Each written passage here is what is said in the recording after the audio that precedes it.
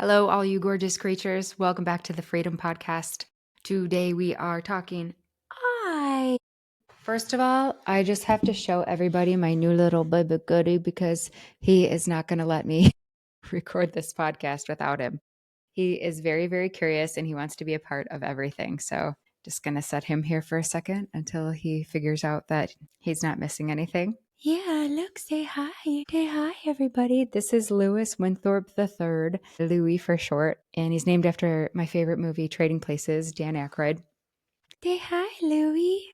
Hi, baby Louis. Say hi. He's like, stop. I know. Okay. Okay, he gets depressed if he's not included in everything, so I had to just make sure that he got to say hello to everybody. So I have a new video out, and I'm super excited about that. And I think right now, more than ever in the world, I know that there's a lot going on politically, and people feel like they are helpless, and people always talk about being free from the matrix. But, like, what does that even really mean?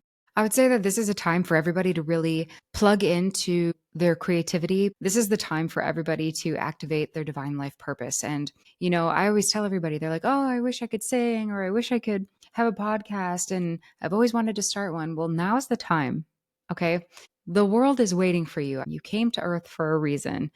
Don't be afraid. Don't let the fear of whatever is holding you back, the failure, maybe I'm not good enough. Don't let fear or doubt or, low self esteem stop you from creating and living your life purpose because people need others to show them the way. And you never know who you're going to inspire by being yourself. Okay. Like my music, for example, is not for everybody. It's not everyone's cup of tea.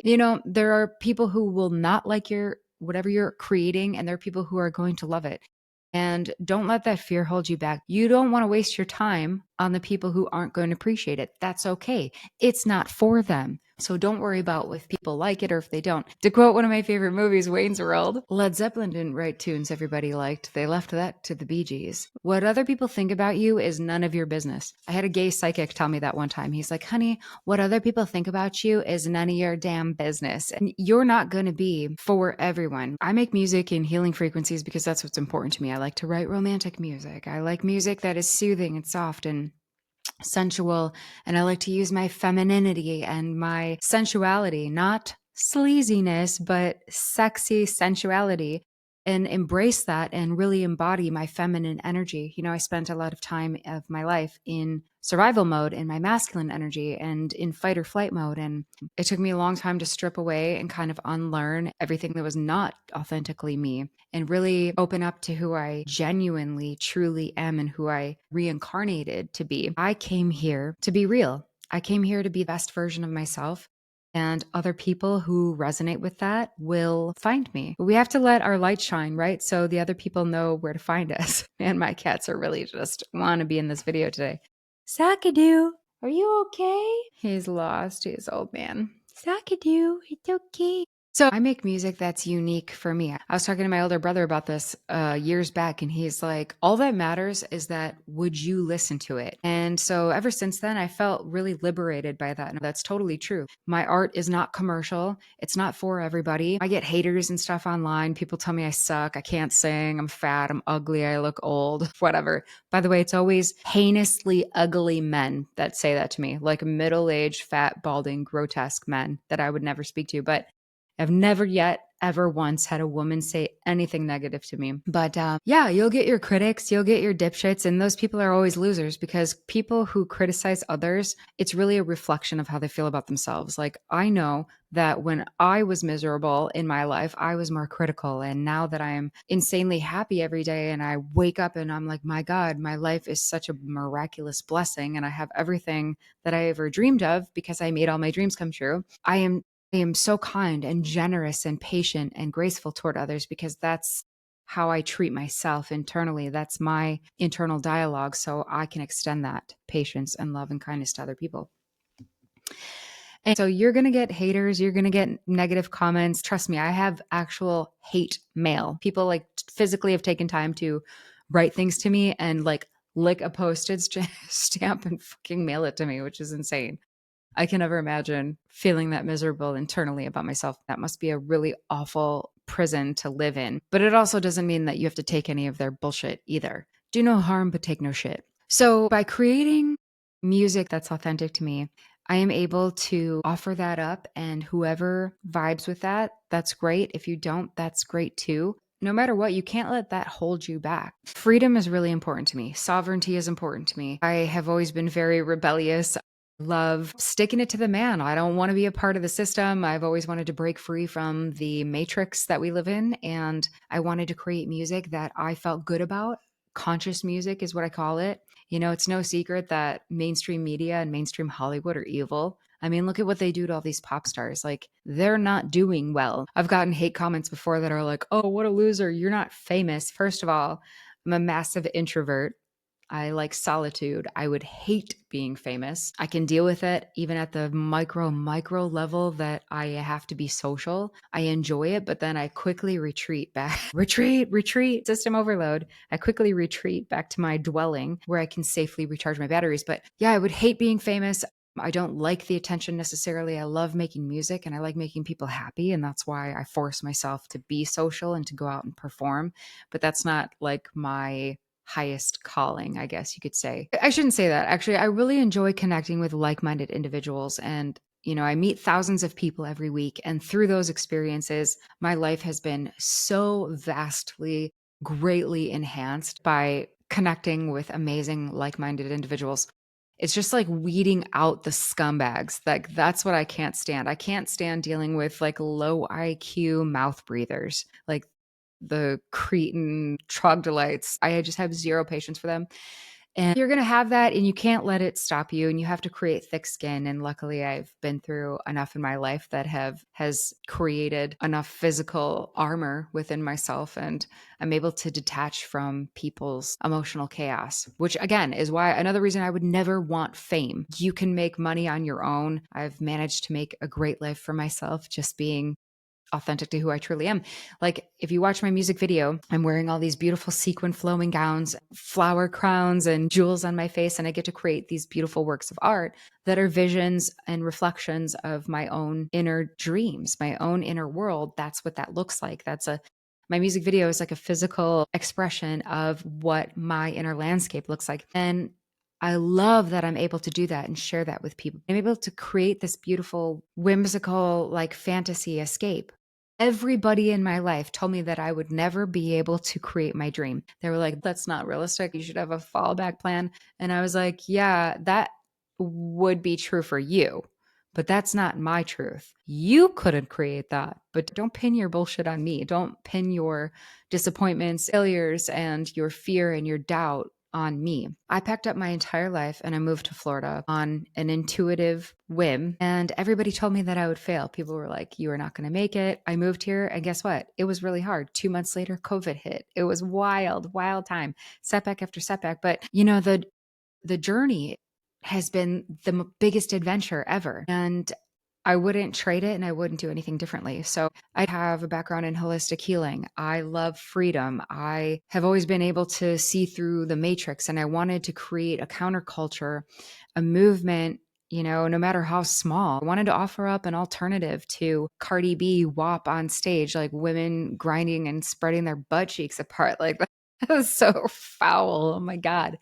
And I've always loved very classic women. I've always loved like that sexy elegance of like the 50s, 60s, even like the 20s, just that sensual, feminine, iconic figure. Like Jane Mansfield is one of my favorite, just that feminine essence. And I've always wanted to bring that back. And like, that's something that I embody deeply in my life, but I want to express that in my music and the way that I carry myself. But it was very important to me to offer up something that I wanted to listen to. Like, I am sick of spoon-fed crap on the radio. Like, pop music to me is not enjoyable. It's bland and lacking substance. I've always loved complex underground metal and jazz and really good classic rock. I grew up listening to Led Zeppelin and even like, 1920s, 30s, 40s jazz and stuff like that. I like my music to be complex. I like it to make me feel something and make me think and dive deeper into consciousness. These are like concepts that I would love to explore. My favorite band is Tool. People write it off that they're just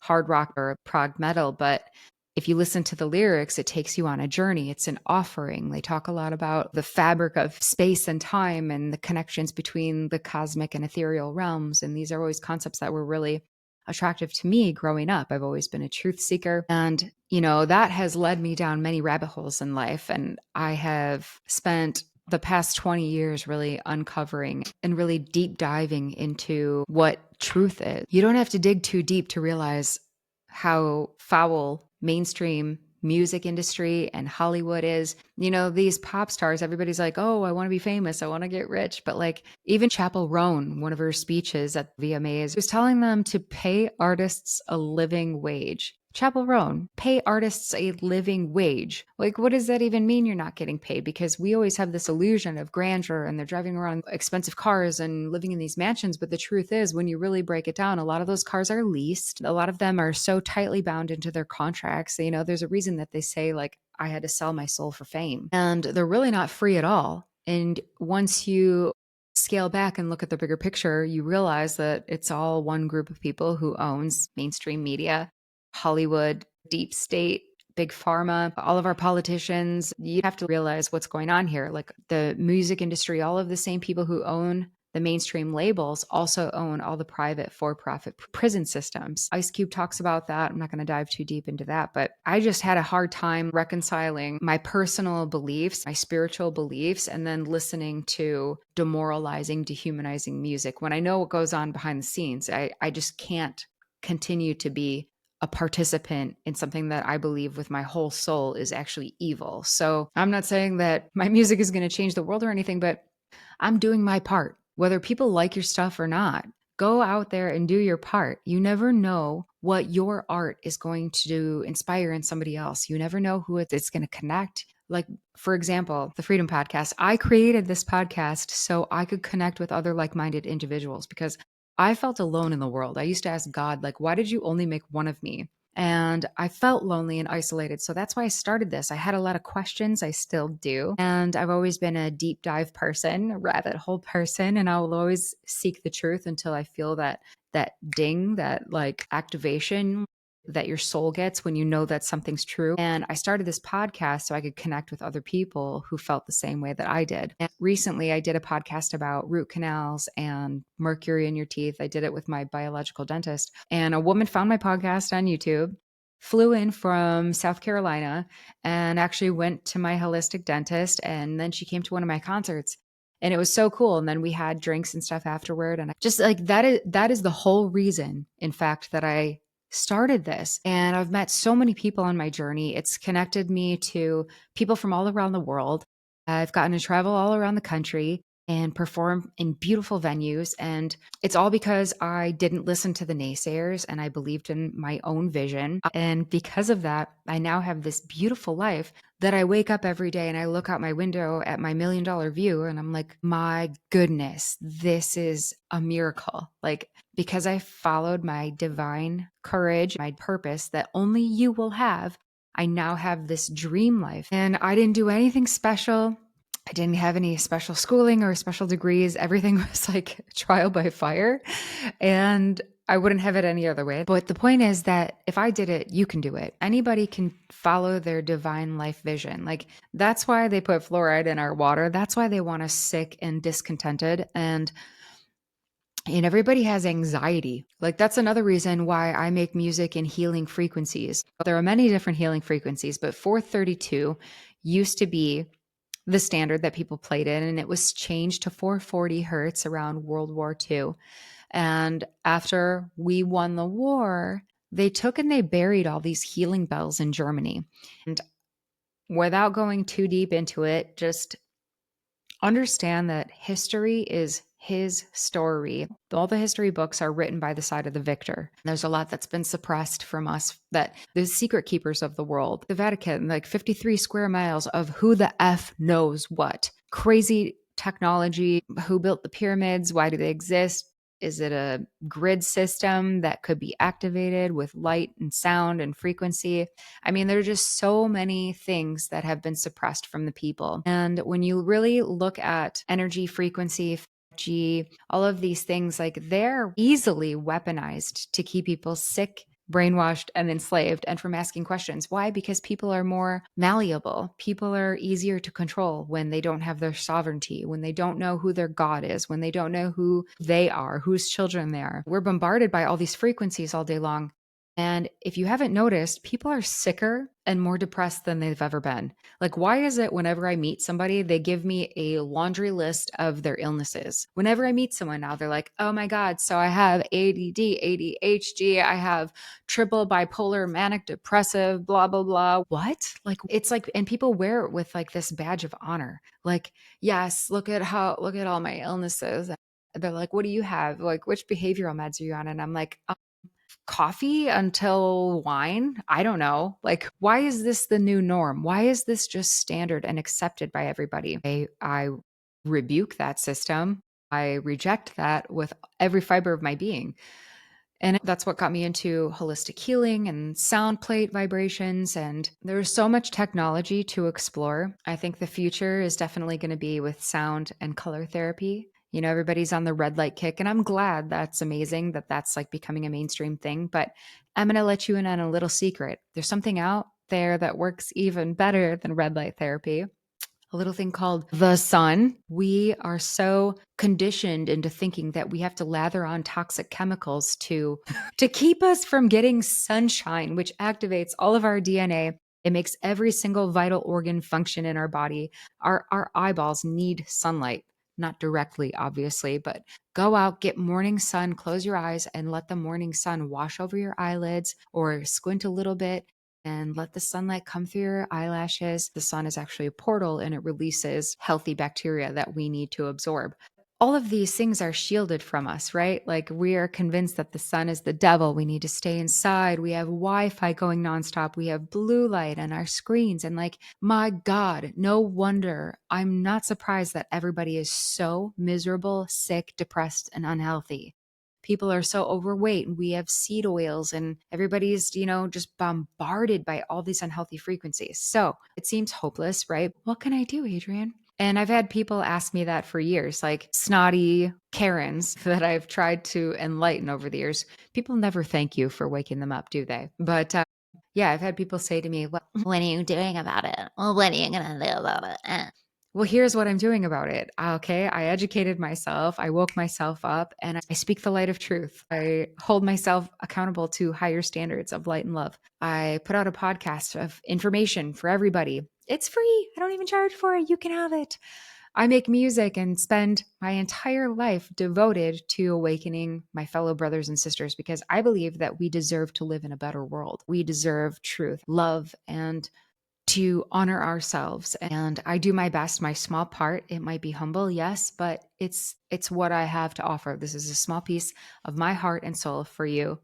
I made it for you, fresh and hot and tasty out of the oven. Please accept my gift. That's like all we can do is our best, right? It seems when you look at, especially if you go down the rabbit hole of conspiracy facts, they're just facts now. But if you look at the shadow government who definitely controls our universe, it seems like it's hopeless and it's overwhelming. But just simple things like having conversations and keeping your mind, energy, and aura clear, reconnecting to earth, the music you listen to, that is a conscious choice. Our diet is not just what we physically eat, but it's also what we consume with our eyes, with our ears, what we listen to, what we watch.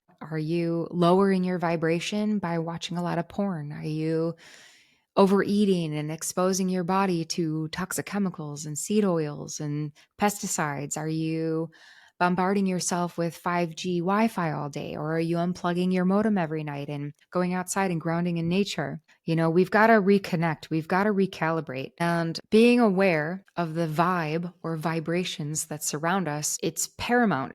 If you want to understand the secrets of the universe, think in terms of vibration and frequency. Quoting Nikola Tesla, when they asked Albert Einstein, how does it feel to be the smartest man alive? And he said, I wouldn't know, ask Nikola Tesla. So everything around us, it's really important to understand everything around us is vibration and energy. You can look into the water experiments of Dr. Emoto, where he would speak into different vessels of water and the water crystals would actually change their shape and their pattern. So he would say beautiful things to one of the water vessels. I love you. You're so beautiful. Thank you. Gratitude. And then a couple of the vessels, he would say horrible things. I hate you. I'm not going to say it's to you, but I hate you. You're ugly. Please die.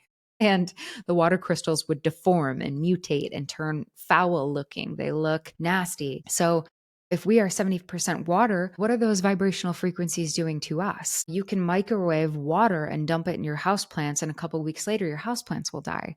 Well, why are we eating microwaved food then, right? Everything around us is vibration, it's light, it's consciousness. And I believe that being at one with God or our creator, it's simply a matter of adjusting your frequency until you exist on a plane of pure love and pure light. And allegedly, that's what creator is. That's what God is, Christ consciousness.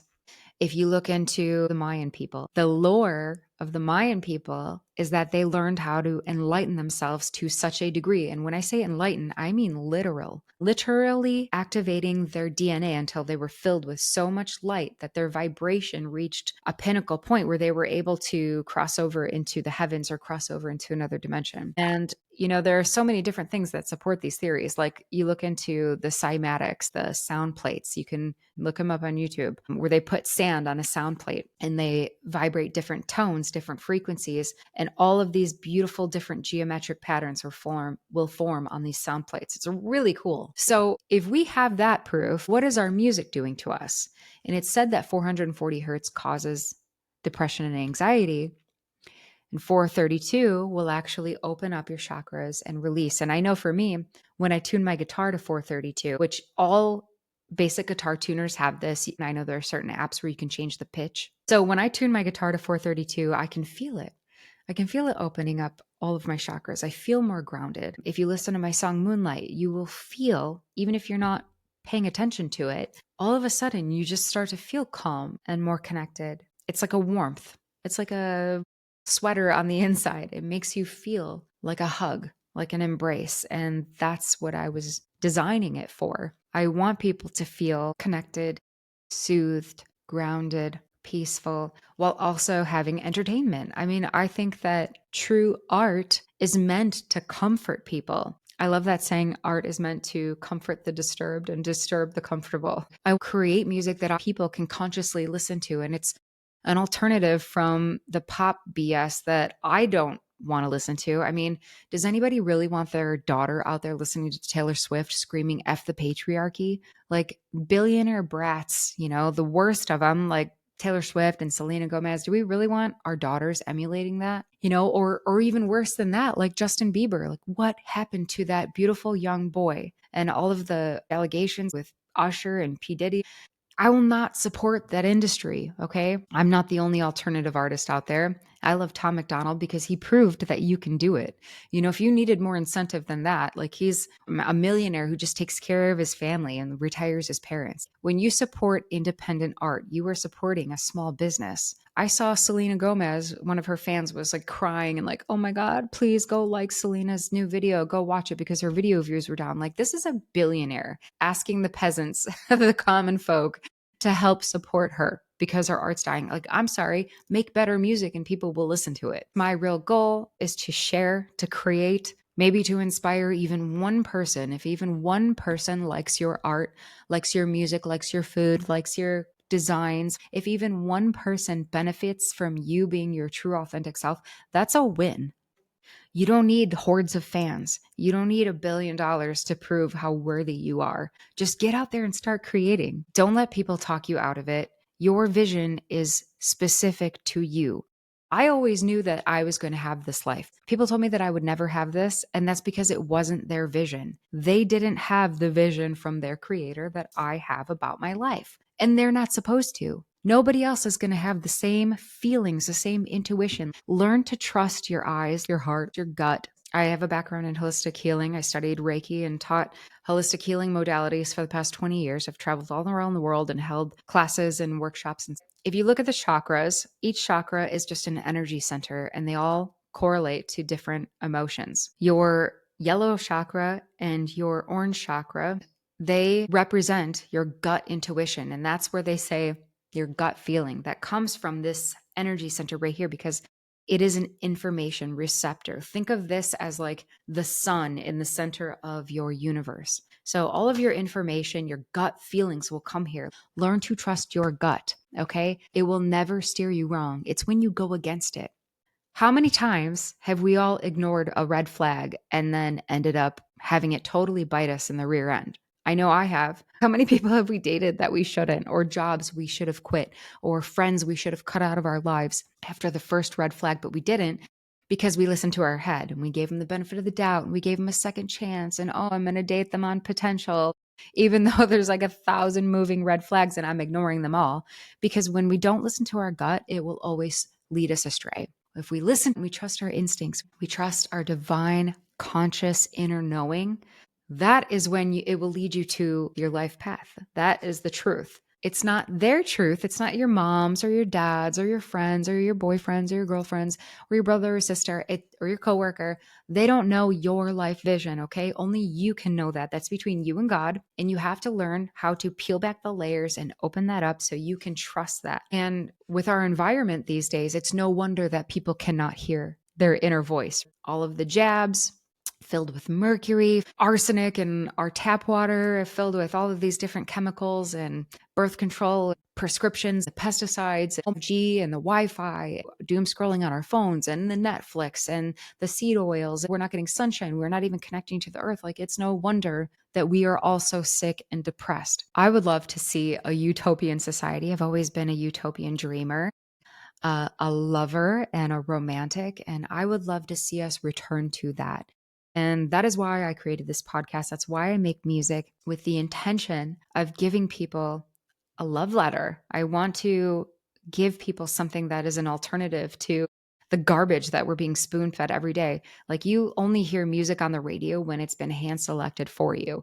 You think that you like something new and unique, but it's not. It's all being curated and crafted and designed to keep you stuck and enslaved in a system that hates you. Okay, they don't want to see you thrive. I love you. I believe in you. I want to see you thrive. I want to see you do beautiful things in your life. I want to see you happy and healthy and free. I want to see you loved and doing work that fulfills and uplifts you. And each and every person living the highest version of themselves possible, the truest, most authentic expression of your soul. That is my dream. I am doing my small part to help humanity do that. Imagine what the world would be like if we all did that. If we all were just rocking just the highest vibration possible and we all lived our life consciously every day. If we all woke up and were like, my God, it feels so good to be alive. Like, what a sight that would be. And the people who attempt to control us and keep us down, it's stuck in low vibrational energy, stuck in the matrix, would immediately lose all power. We vote with our time. We vote with our dollars. Stop spending money on things that don't uplift you. Stop supporting trillion-dollar companies who want to see you sick and enslaved. Stop supporting things that don't feed your soul and don't nourish your heart and your spirit.